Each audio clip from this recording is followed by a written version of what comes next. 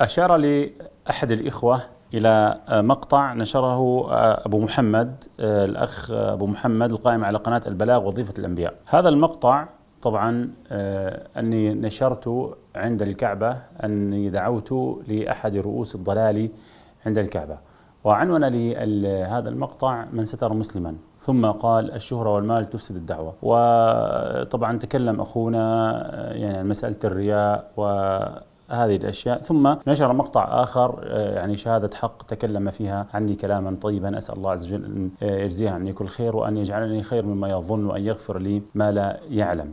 أولا أنا أقول بمتابعة هذه القناة طيبة، ما يعني من خلال المقاطع التي سمعتها من الأخ أبو محمد كان كلامه طيب ما شاء الله، لكن لي وقفات حقيقة، لأنه لابد، هذا دين، نحن لازم نوضح. بارك الله فيكم. والله أنا ما انطلقت الكلام هذا إلا حتى أوضح وأذكر ما أدين الله عز وجل به. بالنسبة للدعاء والتصوير وأن الرياء والمال إذا دخلوا على العلم أفسدوه أو كذا، أقول أخي أبو محمد، مشكلتنا نحن كطلاب علم أننا إن لم تكن رأيك مثل رأيي فخلاص أنت معناته مع الثانيين، مع الطرف الثاني، وهذه مشكلة حقيقة.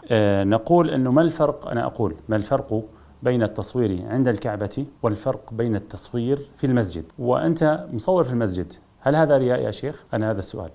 مناط الأمر هي النية، مناط الأمر هي النية. لماذا أنا أصور هنا؟ هل رياء؟ هذه مسألة تحتاج إلى وقوف. إنما الأعمال بالنيات. أنا أصور لهدف ما، لا أصور وأنا حججت كثيرا، لا أريد أن أذكر كم مرة حججت، فأنا لست بحاجة للتصوير ولا لكي أستعرض، وإنما كان لي هدف معين الله عز وجل يعلم به. أبدا لم يكن نيتي الرياء. هذه واحدة. وأعود فأقول: ما الفرق بين التصوير في المسجد والتصوير في بيت الله الحرام؟ كلاهما بيت الله، بيوت الله عز وجل. هذه نقطة.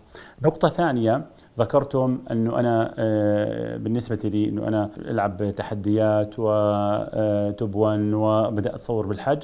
أنا أجبت على مسألة الحج، هذه ينبغي أن يتنبه لها. مسألة المسابقة أنت أيضا ذكرت في أحد المقاطع أن بعض الناس حللها وبعضهم حرمها وبعضهم برر ذلك وبدأ يبرر، وبدأت تتهم أيضا نيته. قل يا أبو محمد، إذا قلت في ناس أحلوها تمام، فلماذا تنكر عليهم وأتوا بالأدلة؟ يعني لماذا تريد أن تحمل الناس، حفظك الله وأنا أيضا أحبك لله، لماذا تريد أن تحمل الناس على رأيك أنت؟ ثم من برر قلت أنه يحتاج أنه دعم الحساب، وإذا الحساب راح تنشئه بدقيقة. سامحني، وهذا قصور في النظر. لما تتحدث عن حساب تبنيه من 2 مليونين ثم يهدم وتبدأ من جديد، تحتاج إلى 2 أو سنة لنقل، لأنه صار عندك اسم، إلى الوصول إلى القاعدة من المستفيدين والداتا بهذا الشكل.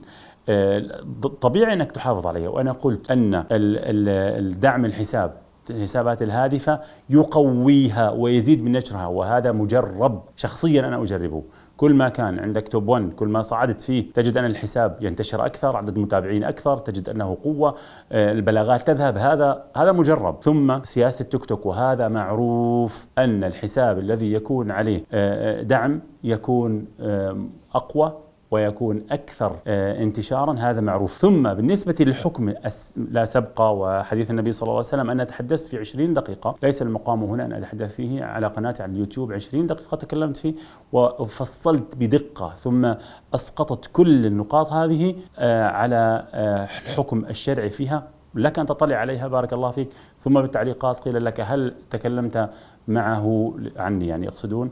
قلت أنا على البث المباشر كتبت عدة مرات. تعرف أنه حقيقة البث المباشر ربما لا أنتبه إلى التعليقات، ربما لا تظهر التعليقات، ربما تقفز التعليقات. لو أردتني أنا موجود. فتت على الخاص، أنا شفت في محادثة بيني وبينك، لم ترسل لي شيء على الخاص فيما علمت، والله تعالى أعلم.